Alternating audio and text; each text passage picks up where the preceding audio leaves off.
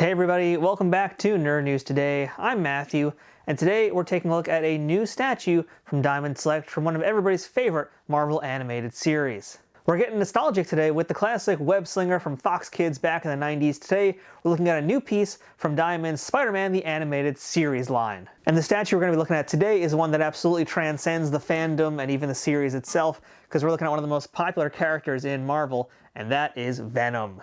Driven by revenge, Eddie Brock meets up and partners with the symbiote who is cast away from Peter Parker to form the giant 90s era muscle-bound symbiotic madman Venom.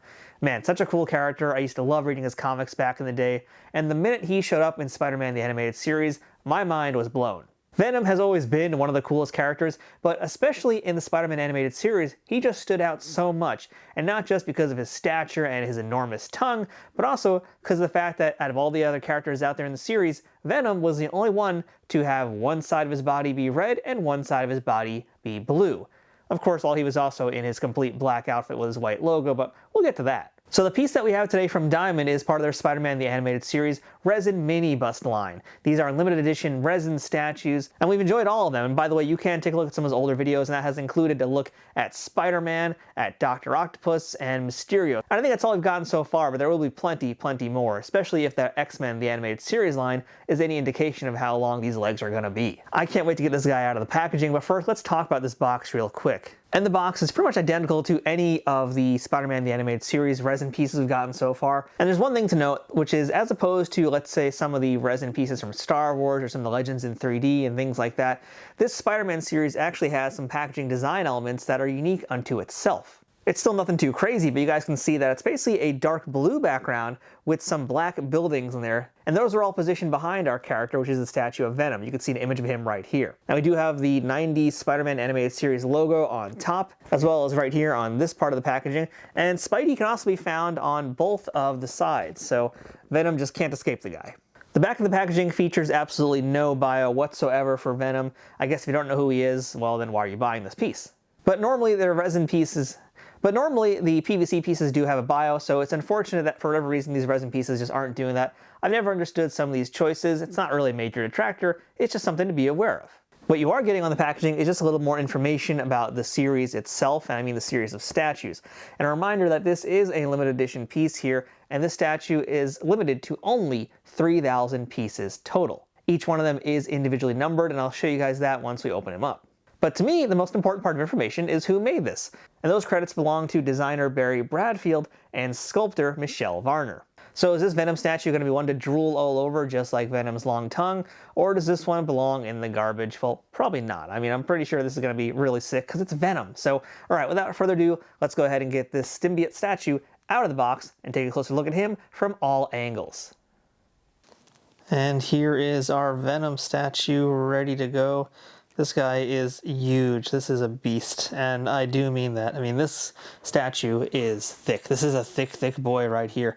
Let's do a quick rotation just to give you guys an initial glance at how this is going to look from all angles, or at least as best as you can. So you guys can see what I was talking about, and this has been across the board with all of the statues. It has this great cell shading look, the highlighting look. It feels like it's been pulled straight out of the cartoon, but there are a few things that, as I'm looking at it, do kind of start to bother me a little bit, and we're going to get into those things.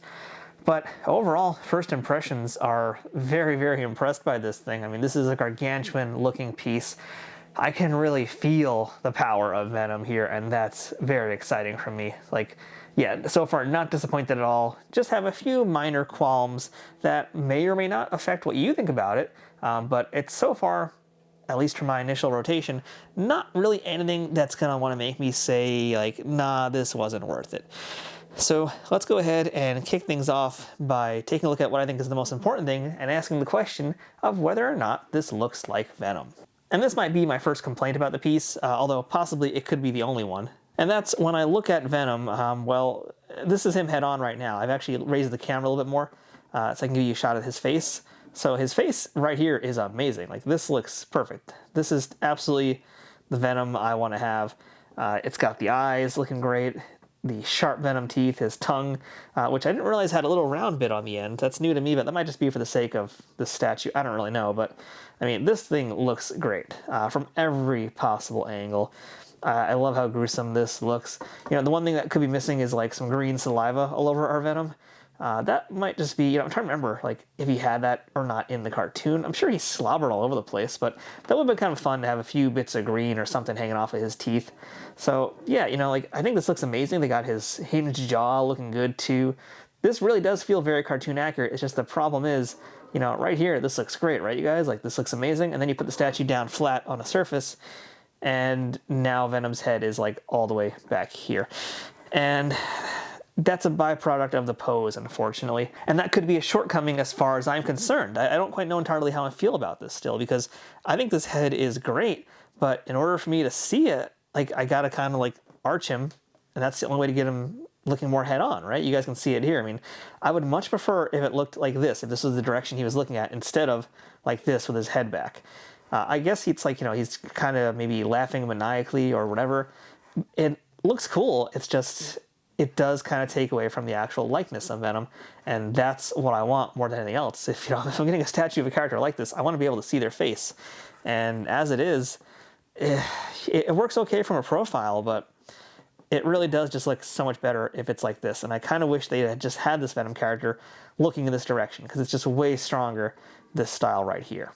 Let's just do a quick pan of the body as well. Let's start talking about that. So this is that classic 90s Venom physique, but done in the cartoon style, which I think looks great. I mean, it really does look just like it's right from the cartoon, and that's going to be a phrase you hear a lot, and that's always what I warn people when they watch these videos, is I'm going to say, this looks like it's pulled straight from the cartoon, because it is. Diamond does a great job getting things looking as screen accurate as they can, especially when you consider this is a 2D cartoon. One of the coolest parts about the statue is that they did get those multi-shade highlights that you would have seen on the cartoon.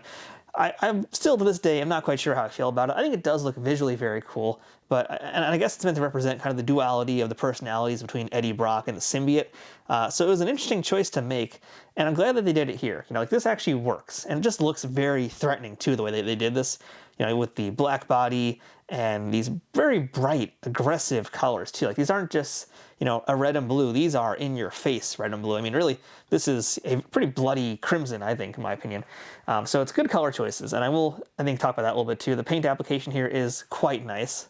And it helps, by the way, that Venom is predominantly this black shade here, because for the most part, they don't have to worry about doing any other cell shading. I mean, that's already also covered by the red and blue, and that's kind of just diegetic to the way that the character was designed in the animated series. So what we don't get as much of that we would have seen in other statues is more like gray tones or multicolored tones to help make this pop a little bit more. We do get some of that in his chest and on his rib cage. You can see it on his other pectoral over here. So both pecs have it. And that's about it as far as that goes. Like not even on the back, it looks like. So yeah, for the most part, all the highlighting that you would be normally getting comes in the style of these red and blue paint bits here. And that works fine. Like this actually is exactly the way you should do an animated series Venom. So that looks great. The physique looks perfect. I mean, this is like that classic He-Man body that he would have had in the cartoon. And all of this is accompanied by a very clean paint job too. You know, luckily, because it is a fairly simplistic thing, I'm not seeing any slop anywhere. And you can see it for yourself too. I mean, there's no messes anywhere as far as the eye can see, whether it be the front or the back side of Venom. You know, because it is fairly straightforward, there's not a lot of room for errors to be made. So you're not getting that here. So everything about this looks very well done. Now, one of the cool things, again, going back to how the paint and all the red and blue colors are on him, you know, what looks really cool is the different sides of him. And it works nicely too, just because of how like vascular Venom's arms are, and how you can see his like blue and red veins. This just looks really extra menacing the way this is here. Just really good design choices across the board from a character that was already designed very, very strongly for the animated series. Like, I think these hands are one of my favorite bits in the statue, and you can see it from, you know, both sides as well. There's the little pad that he has from where his spider web thingies would be shooting out from. But, you know, from really every possible angle, this thing looks great. The paint job is spectacular, very clean. The muscles look great too. I mean, let's talk about the anatomy. So this is something that's going to be completely anatomically incorrect. You guys could already see that from like this tiny wee little waist here. But, you know, no one cares about anatomy when it comes to Venom. So what we're more concerned with is just how good it looks. And, you know, man, this does look excellent. Just, you know, I keep coming back to that one point of how if he's like flat like this, his head is just so far back, it just doesn't work for me. But, you know, man, this one's a little bit tough to talk about because it's pretty awesome. It's just the pose is just kind of wonky. Let's see, I'll show you some more of the details though. Like, okay, there actually is some shading underneath his lateral muscles there. You can see that gray space over there. There's a little bit of that on this side too. So it's very subtle and it's kind of well hidden, but it is in fact there. It's very just a clean execution top to bottom. I mean, I think that's why I'm just kind of like not sure what to say about this, because it just looks really, really great. And truth be told, I'm rarely a person who's lost for words when talking about statues and that kind of thing. But I'm really just kind of blown away by this one. I mean, I kind of just want to sit here and admire it silently, but that would make for a terrible video. So I already feel like I'm just babbling endlessly about it. So maybe it's time to start going into some of the minor details about it. Let's do that. I mean, I already showed you guys a little bit of the hands and the very cool looking veins and how these are painted up very nicely. You know, but here's the thing. There's not really a ton of little minor details because this is Venom. It's basically just a giant buff dude with a symbiote. So, you know, what could have been interesting is maybe if there are some little spindles of the symbiote popping out of him, but there's no need for that, and Diamond already did that with their PVC statue, which was, by the way, like one of the best statues that they've done in the past few years. So, you know, there's not really a lot of room for like little tiny details. Venom is very much about being big, bold, and in your face, and everything about this piece is all of those things, from the very bright red and blue colors to the very stark black and white, simple color design of the character himself. I mean, everything about this is just very striking and very immediate. And I'll talk about this base real quick, just because that's probably the least interesting of all the parts of this statue. The base is identical to any of the bases you would have been getting with all of the other Spider-Man the Animated Series resin busts so far. It's just kind of like this Art Deco sort of New York look to it. Nothing too exciting, and it's gray, so typically that's just meant to help it kind of blend in and not distract from the actual statue itself. But in the case of Venom, it actually works really well because Venom is already a black and white kind of character, and so when you combine it with this nice gray shade here and these two tones of gray, it actually just feels like it fits in really perfectly to him. I mean, that gray is kind of sort of repeated even a little bit in his chest, so it's not even a foreign element that we're introducing to Venom with the base. This might just be like one of those occasions where the base, as plain as it might be, is actually the most perfect fitting for this character. I also want to point out that Venom comes packaged with a certificate of authenticity, which is going to be this right here. Each one of those will be individually numbered, so that's how you're going to make sure you keep that number. It's going to be on your box as well, and in case you lose the box and that card, you can also find the limited edition number on the base of the piece here. So that is our look at Venom, and the big question about this animated piece here is whether or not it's worth adding to your collection. Now, it's worth pointing out that most of the villains we've seen in the Spider-Man Animated Series Resin Bust series have been a little bit more expensive, with the exception of Mysterio right now, because he's a little bit on the smaller side, I guess. But, you know, someone like Doc Ock, he was a pretty big statue. He was a little bit more expensive. This Venom is also a much larger statue in comparison than, like, let's say, Spider-Man, because he's a lot bulkier.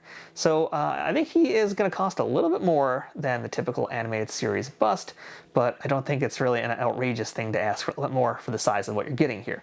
Overall, I mean, this is easily one of the best pieces that they've done. And I'd even say that across the line of like the X-Men series and some of the other animated ones that they've made so far over at Diamond, Venom is a great one. I mean, really the only thing I have a problem with is just that head, and I don't really get why his head is like tilted back that way. I get it that he's trying to be maybe just like laughing and all crazy and whatever, but I don't know if it's a choice that I really like. Because it does kind of take away from the fact that I would have preferred to have Venom staring straight at me. I mean, I think most of the other statues in this lineup are going to have the characters looking straight towards the audience, straight towards the customer or buyer, whatever you want to call yourself. But in the case of Venom, it's not, and that feels a little weird. I kind of want that connection to happen, and I'm not getting it here. But if you can look past that, I think you're going to have an amazing statue experience that I think is totally worth the price tag. Speaking of, if you want to pick up this Venom for yourself, I'm going to have some affiliate links to a few different places you can pick them up. If you click on any of those links and use them to make any purchases, whether it's this Venom or not, it helps support this YouTube channel at no extra cost to you. So that's our look at the Diamond Select Resin Spider-Man the Animated Series Venom Mini Bust, designed by Barry Bradfield and sculpted by Michelle Varner, and both of them should be very proud because this piece is gorgeous. Highly recommend this one. So until next time, I'm Matthew. This has been Nerd News Today. Thanks for watching, and we will see you guys next time.